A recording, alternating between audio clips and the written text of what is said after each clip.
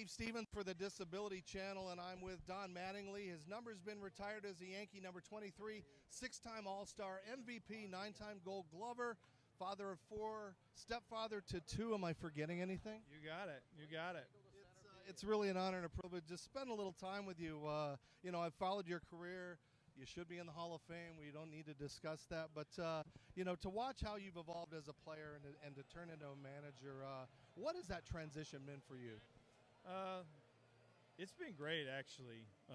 I always, especially towards the end of my career, I always felt that I loved helping players because the guys would come to me about hitting or something like that.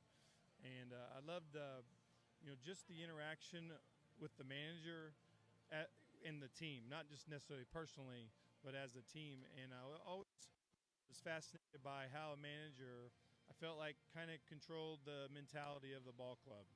And if he had the right mentality and he knew just when to say what he needed to say, it could be tough, it could be soft.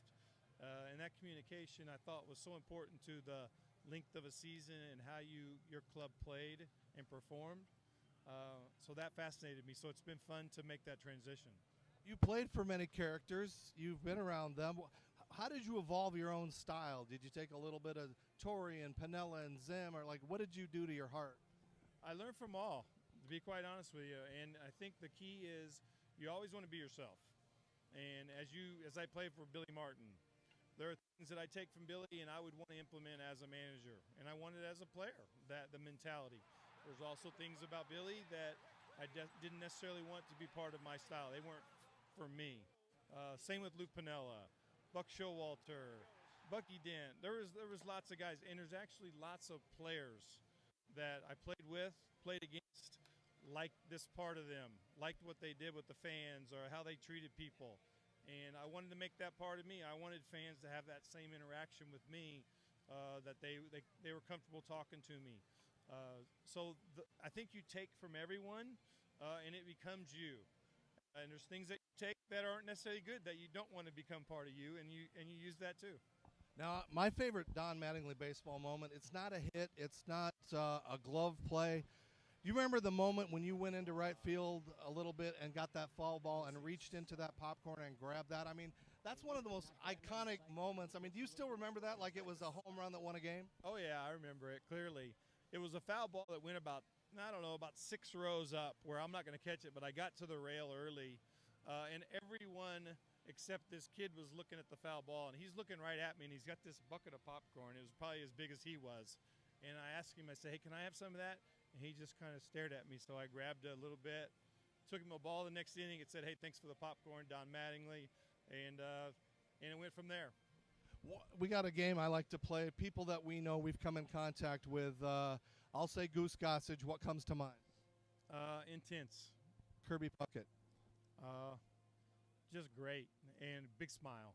Rod Carew. My idol. And you've been here now. You like to teach the guys. What do you really try to give them a piece of you? What do you give Don and Mattingly to these guys that they take away as a player?